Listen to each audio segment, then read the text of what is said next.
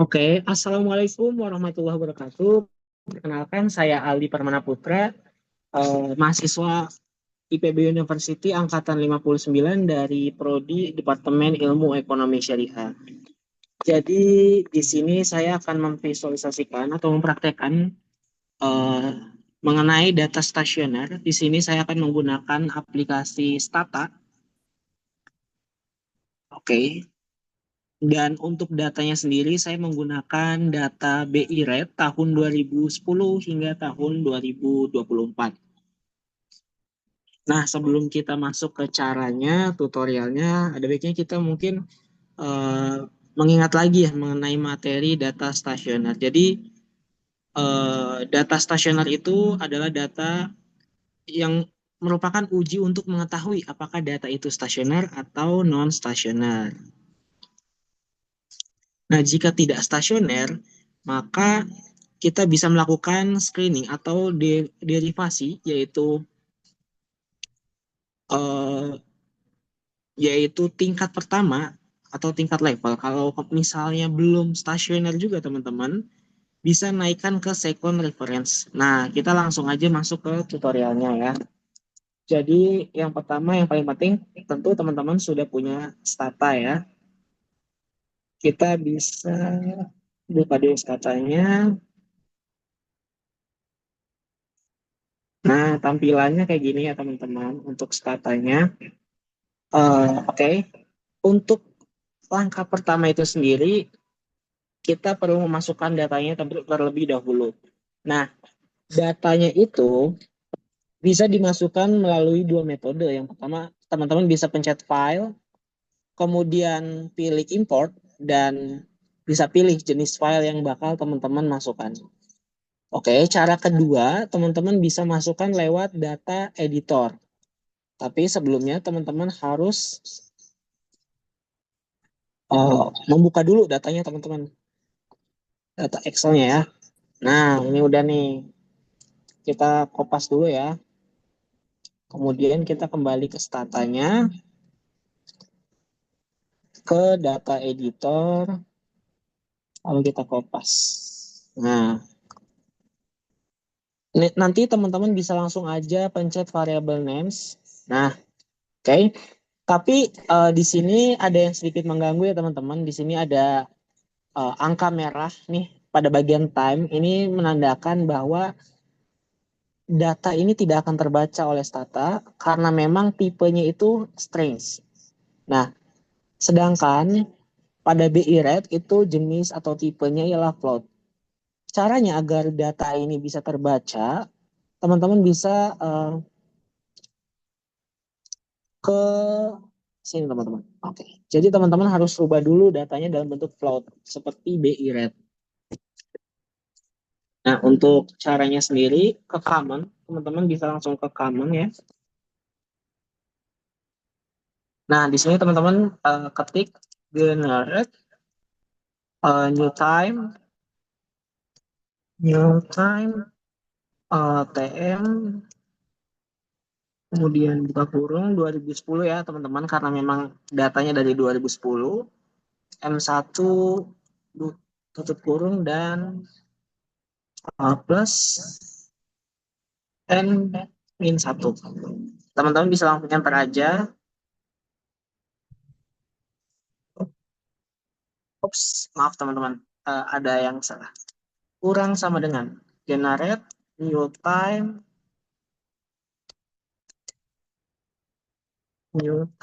sama dengan TM 2010 M1 tutup kurung kemudian plus N min 1. Oke, bisa langsung enter aja. Setelah itu teman-teman bisa langsung kembali ketik di common, yaitu format new time persen TM. Enter. Nah, di sini kita bisa langsung cek. Jadi di sini kita bisa langsung cek pada data editornya. Nah, pada data editor di sini sudah ada new time ya, teman-teman, yang bentuknya float. Jadi di sini bisa langsung dipakai, teman-teman. Tuh. Nah, kita lanjut untuk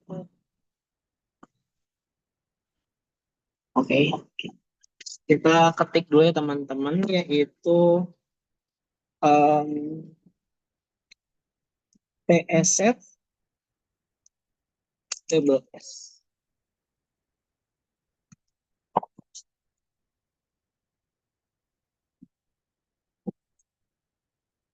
Table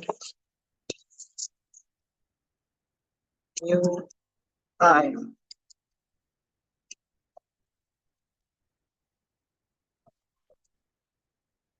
Nah, di sini kita diberitahu kalau data yang kita masukkan itu ialah 2010 bulan 1 hingga 2024 bulan 12. Nah, di sini benar ya, teman-teman, berarti kebaca. Kemudian selanjutnya kita masuk ke uji non formalnya terlebih dahulu, teman-teman. Jadi uji non formalnya itu di sini kita bisa langsung aja ke statistik ya, teman-teman. Kita cari time series, kemudian graphs, dan di sini kita akan ada dua ya, teman-teman. Jadi line plots dan juga parallelogram. Kita pencet line plots dulu, kemudian create. Variabelnya kita pilih BI rate, kita accept. Oke, jadi teman-teman, ini untuk grafiknya ya, teman-teman. Ini belum stasioner karena memang stasiun, kalau nggak salah, kalau data yang stasioner itu memiliki pola ya, teman-teman. Kemudian kita lanjut ke parallelogram, teman-teman.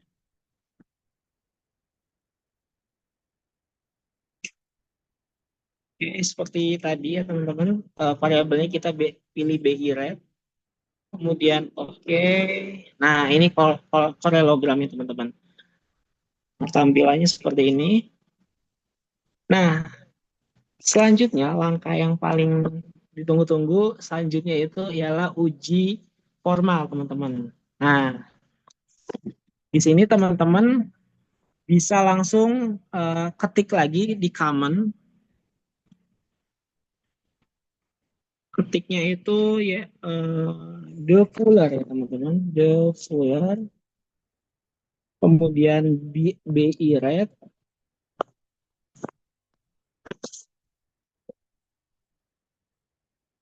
Oke, sebentar. Ini ada spasinya.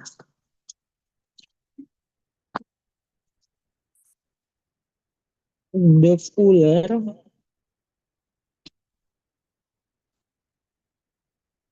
ops, the fuller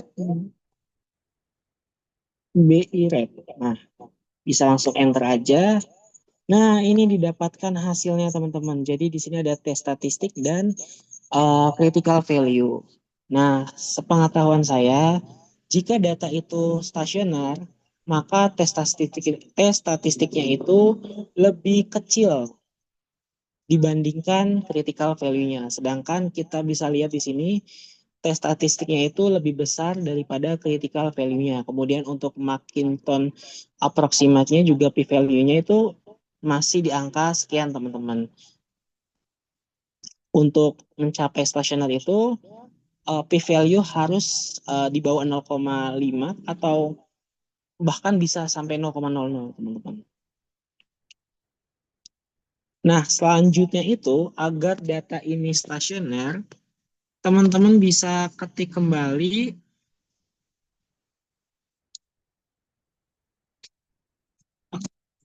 bisa ketik hmm, sebentar.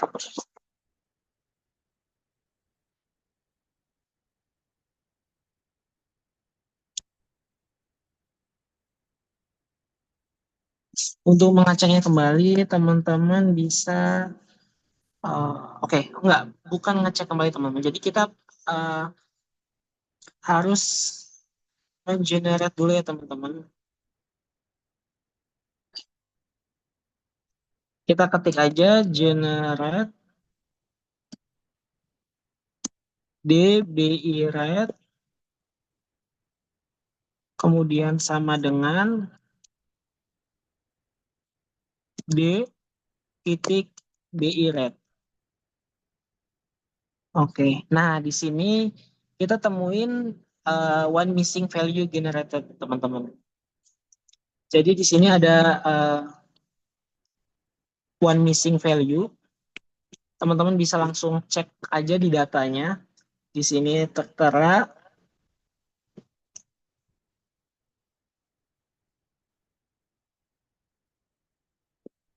Oke,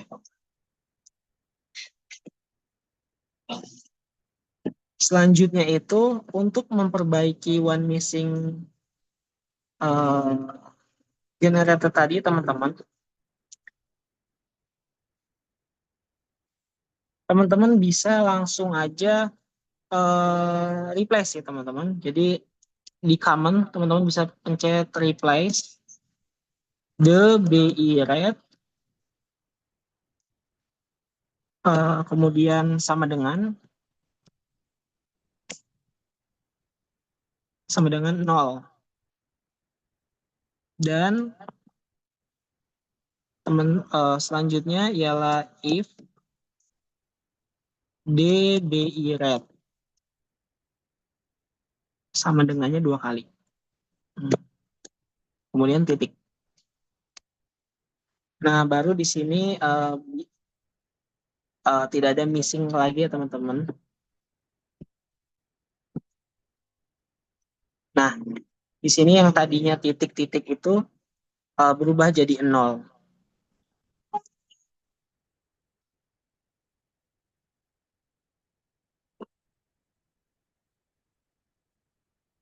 Nah, langkah selanjutnya itu ketika emang tadi yang one missing-nya itu udah kita selesaikan, kita bisa cek ulang untuk datanya, teman-teman. Kita bisa ketik lagi, yaitu seperti sebelumnya, the fuller, the BI rate. Nah, langsung aja. Nah, di sini sudah didapatkan data terbaru, teman-teman. Eh, Bisa kita lihat di sini, tes statistiknya itu udah lebih kecil dibandingkan critical value-nya, teman-teman. Berarti bisa kita simpulkan data ini stasioner. Nah, untuk Mackey non-approximate p-value 4, ini juga sudah menyentuh 0,000, teman-teman. Jadi data ini sudah stasioner.